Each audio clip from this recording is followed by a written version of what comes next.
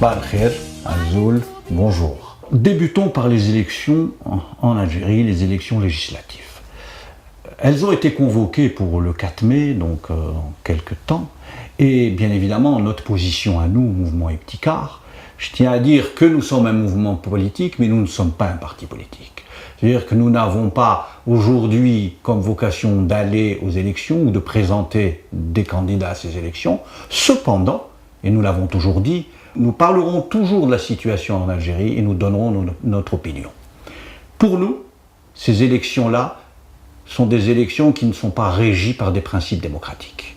Comme sont la loi sur les partis, qui aujourd'hui pose problème. Pour se présenter, il faut que les partis aient fait 4% aux élections précédentes, ou alors pour chaque candidat qu'elle présente, il faut qu'il y ait 200 signatures pour ce candidat, bien évidemment. Or, nous considérons que ces conditions-là ne conviennent pas, et surtout, il n'y a pas cette culture démocratique qui permettrait aux uns et aux autres de pouvoir, avant les élections, donner leur avis, pouvoir réunir des gens dans des salles. Et si cela n'existe pas, il est compliqué d'aller aux élections. Telle est notre position. C'est pourquoi, pour nous, c'est une non-participation. Nous disons, Iptikar dit, nous sommes pour la non-participation. Non pas pour le boycott, mais pour la non-participation. Voilà quelle est notre position. Alors, à quoi vont servir ces élections-là ? De notre point de vue, ces élections-là vont ne servir qu'à reproduire le système, à lui permettre de durer, puisqu'il est là son slogan et sa seule ambition. Or, la nôtre est totalement différente. Nous disons qu'aujourd'hui, il faut un véritable changement, il faut qu'il y ait un accompagnement de changement qui soit centré d'abord sur l'avenir. Jusqu'à preuve du contraire, personne ne parle de l'avenir de nos pays. Or, comment faire pour mobiliser les jeunes et les mettre en action? Cette jeunesse qui attend d'avoir un avenir qui soit différent de celui de prendre le bateau pour aller ailleurs, mais de le construire ici. On regarde les programmes des participants, ou en tout cas des partis qui y participent, il y a peu de choses sur ça. Et ça dit bien le désarroi qui est aujourd'hui celui de la classe politique d'une façon générale. Pour notre part, nous continuerons à construire un programme, à construire une alternative avec d'autres, parce que ça c'est important. Aujourd'hui, chacun qui va seul à ces élections ne pourra que concourir à renforcer un système qui, d'une façon ou d'une autre, tous nous rejetons.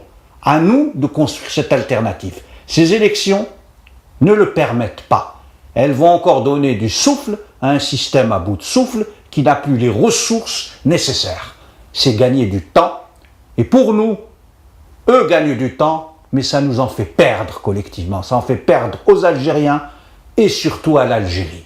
Alors, d'une certaine façon, pour nous, il est beaucoup plus intéressant de continuer à échafauder ce programme, d'aller vers les uns et les autres avec qui nous partageons des idées, des valeurs et un idéal pour construire ensemble ce qui sera une véritable alternative. Celle qui nous permettra d'échapper à cette crise et véritablement d'abord de faire de ce pays un pays prospère, non pas juste pour son pouvoir, mais pour tous les citoyens, aller vers beaucoup moins d'injustice, aller vers la production, parce qu'il faut que vous sachiez aujourd'hui que le système est calibré de telle façon qu'il est beaucoup plus intéressant financièrement pour un investisseur algérien en Algérie d'importer que de produire en Algérie. Cela n'est pas possible, cela n'est plus possible. Cette machine à faire gagner de l'argent à certains et à appauvrir l'ensemble, elle ne doit pas avoir lieu. Or aujourd'hui, elle continue à perdurer avec ce système.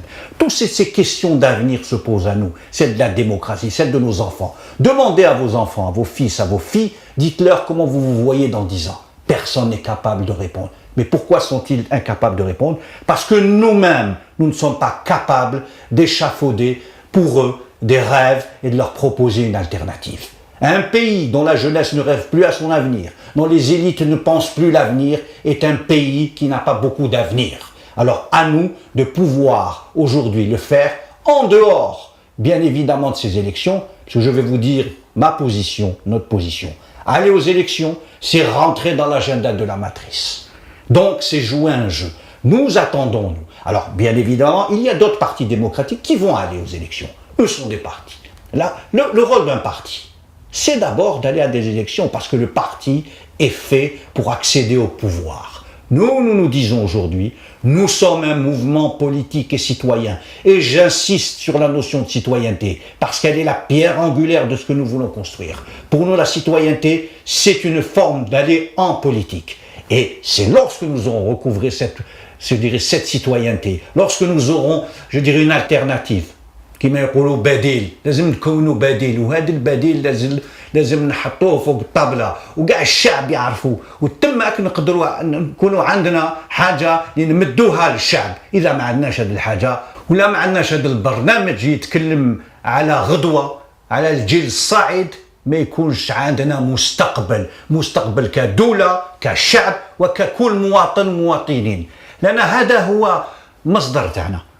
وحنا نكملوا ونطوروا في هذا المشوار، وان شاء الله في اذن الله وفي العام الجاي نمدوا لكم برنامج صحيح قوي، حنا واحزاب اخرى نكونوا هذا البرنامج لكم ولينا واولا للجزائر.